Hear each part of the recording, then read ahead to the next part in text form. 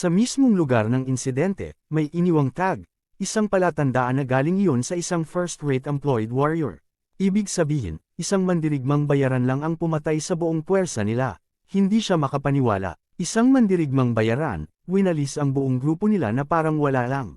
Ang galit ng pinuno ay parang apoy na bigla na lang sumiklab. Sa tindi ng kanyang puot, halos hindi na makahinga ang isa sa mga tauhan niya habang lumuluhod. Patawad po, sigaw nila, habang nanginginig. Pero hindi sapat ang paghingi ng tawad. Alamin kung anong nangyari, utos ng pinuno, ang boses niya'y punong-puno ng puwersa. Dalhin niyo sa akin ang may kagagawan. Kailangan silang isakripisyo. At agad na sumunod ang mga tauhan, mataas ang paggalang pero halatang may takot. Nauunawaan po, subalit sa gitna ng mga utos at paghahanap ng hustisya, may isang pangalan na hindi nila alam na bumabagabag sa mga anino ng kanilang mundo.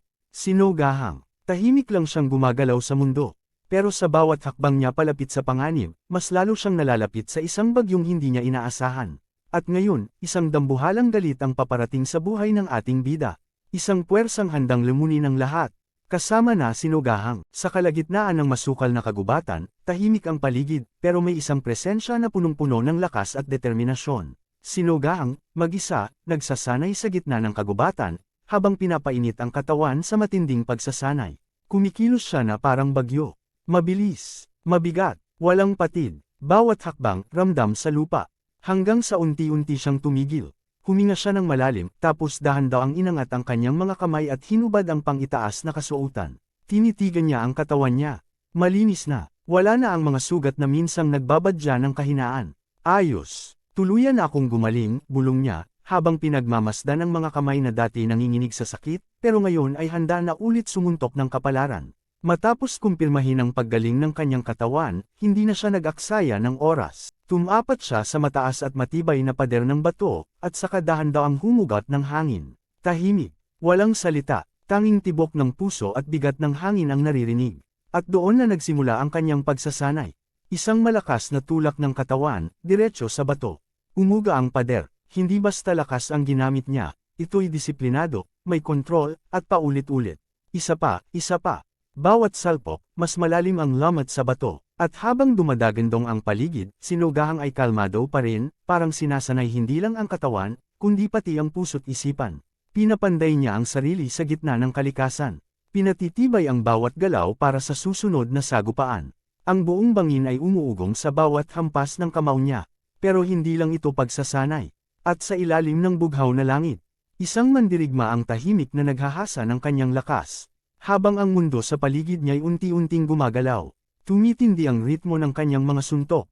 798, 799, 800. Tumigil siya saglit. Ang katawan niyang balot ng pawis, ngayon ay tila naglalagablab sa init at pagod.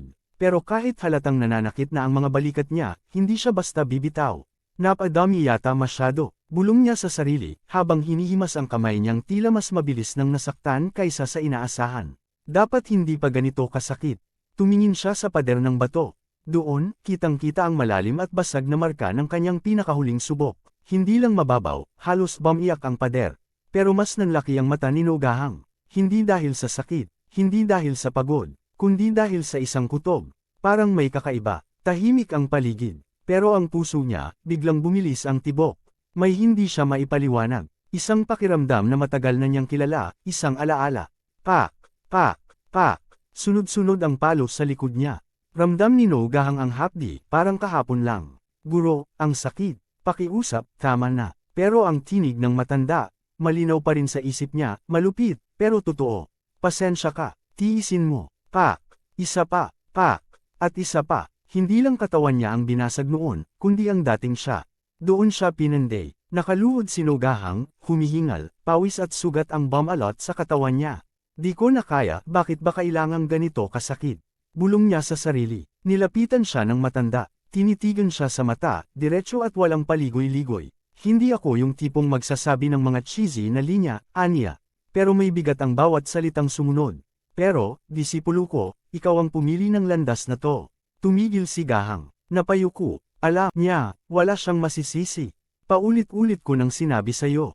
Mabagal at masakit ang martial art ko. Wala itong shortcut. Tumulo ang luha mula sa mga mata ni Gahang pero hindi siya kumibo. Tama ba ako? Walang sagot mula sa kanya, pero ramdam mong alam niyang tama ang matanda. Tiisin mo hanggang dulo, hanggang sa bingit ng kamatayan. Tiisin, tiisin, tiisin. Yan ang sining ng martial arts sa paaralan natin. Walang shortcut, walang awa. Sa landas na to, baka mapunta ka sa kung saan saang sulok ng mundo pero hindi ka mamamatay. Tulad ng martial art na to, yan ang kagandahan nito. Napasubsob si Gahang sa lupa, bulong niya, ang sakit na, sobra na.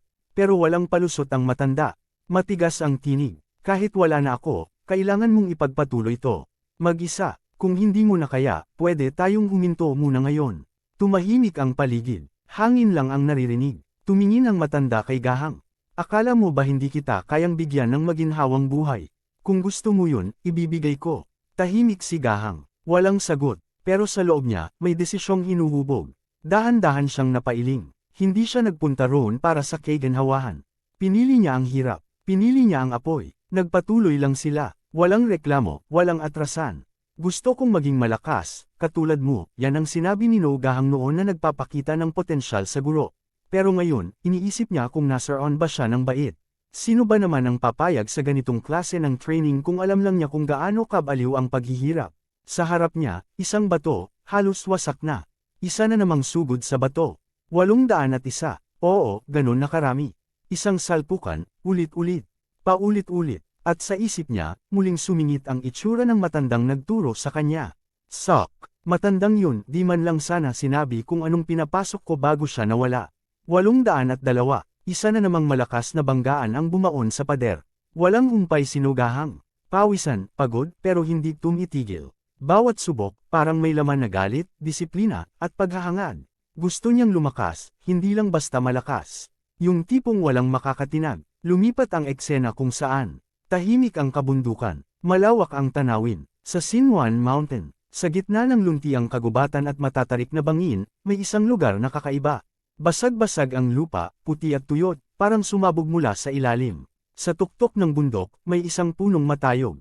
Malawak ang lilim nito, at tila ba ito ang sentro ng katahimikan ng buong Sinuan Mountain. Lumilipad ang mga ibon, lumapag ang ilan sa mga sanga, dumadapo sa paligid ng puno. Isa sa kanila, tumigil saglit at umawit. Payapa ang tono, parang ipinagdiriwang ang katahimikan ng lugar. Isa pa'y tumingin lang sa malayo, walang iniintindi. Simple lang ang eksena, kalikasan, hangin, at mga ibon sa gitna ng katahimikan. Pero habang masaya silang naglalaro, may kakaiba sa pwesto nila. Akala mo sanga lang yun, pero hindi. Tapos dahan-dahan, bumukas ang isang pares ng mata. Malalalim, mapurol, parang matagal nang nakapikit. Hindi pala sila nakapatong sa puno, kundi sa isang nilalang. Matagal nang hindi gumagalaw. Mukha siyang bahagi ng lupa, pero buhay siya. Unti-unting bumangon ang katawan nito. Ang buhok niyang parang ugat ng puno, nagsimulang kumalas mula sa lupa. Tumayo siya ng buo, at doon lang makikita ang kabuuan niya. Sa gitna ng malawak na lupa, isang punong akala mong matatag na tanim, pero sa isang iglap lang, gumalaw. Ang buong puno, umangat mula sa bato't lupa. Nagkalat ang alikabok. Tumilapon ang mga ibon sa takot. Sa ilalim ng kanyang buhok, may bamulong na tinig. Bakit ka ba palaging tumatakbo, kung ikaw rin naman ang patuloy na nang-aakit sa akin? At sa tabi niya, yung mga ibon, tahimik pa rin. Parang wala lang. Worry, hindi nila alam na ang kinauupuan nila, ay isang halimaw na bagong gising. Ang hangin biglang umihip, ang mga dahon, nagsipaglayuan. At doon nagsimula ang galaw ng isang bagay na matagal nang natulog. Isang malakas na tawa ang umalingaw sa buong kapatagan. Ha ha ha, umuga ang lupa, nagkagulo ang mga ibon. Ang halakhak na yun, hindi basta tawa lang. Parang sigaw ng isang nilalang na matagal nang nakakulong sa katahimikan, at ngayon, muling nabuhay. Sa isang iglap, lumundag siya. Isang dambuhalang katawan ang bumulusok mula sa gitna ng kagubatan. Ang bawat hakbang, parang lindol. Sa bawat galaw ng kanyang paa, kumakalas ang mga ugat sa lupa, lumilipad ang mga dahon. Tumigil siya sa gitna ng malawak na lupa. Huminga ng malalim, para bang sinisinghot niya ang hangin na matagal niyang hindi nalanghap. Tumingala siya, at sa ilalim ng kanyang buhok, kumislap ang kanyang mata. Kailan nga ba yung huli? Gaano na ba katagal ang lumipas? Walang sumagot, pero sa likod ng tanong na yun, may halong pangamba, at pananabik. Sa tuktok ng bundok, siya'y nag-iisa. Isang nilalang na muling isinilang mula sa lupa, sa pagitan ng katahimikan ng kalikasan at ang ingay ng pagbalik niya sa mundo. Marahang tumapak ang mga bote sa damuhan. Gumugulong ang mga tuyong dahon sa bawat hakbang. Nag-iba ang texture ng lupa. Mas tumigas ang daan, mas maingay ang bawat yabag, huminto siya sa harap ng dambuhalang pulang pintuan. Tahimik, walang salita, pero ramdam ang bigat ng presensya niya, parang may paparating na hindi basta-basta.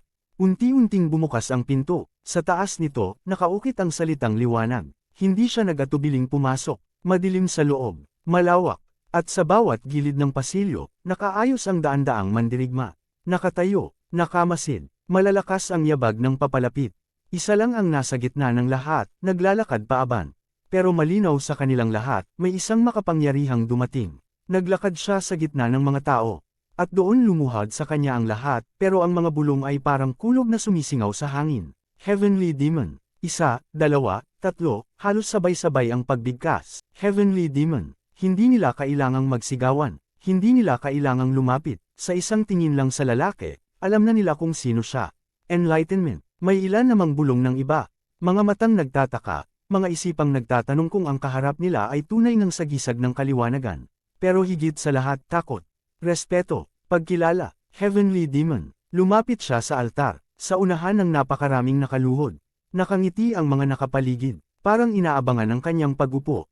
Pero hindi siya tumigil, hindi siya lumingon. Dumiretso siya sa isang trono. At bago ito umupo, hamampas ang kapa niya sa hangin.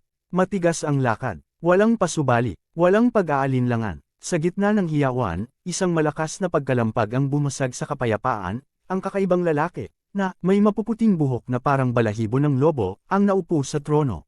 Matingkad ang kanyang presensya, at sa bawat galaw ng kapa niya, parang may bagyong dumarating. Sa harap ng tronong iyon, sabay-sabay na lumuhad ang mga alagad. Heavenly Demon. Enlightenment, enlightenment. Paulit-ulit nilang sinambit ang parehong salita, tila ba nagsasagawa ng seremonyang may malalim na kahulugan. Ang lalaking nakaupo sa trono, siya si Chun Myung-hon, ang kinikilalang Pope ng Enlightened Church. Pero para sa iba, isa lang siyang leader ng Demon Church. At dito na nagtatapos ang kabanata, gaya ng paalala sa dulo. Kung nagustuhan mo ang video, huwag kalimutang mag-like at pindutin ang bell para sa susunod na kabanata.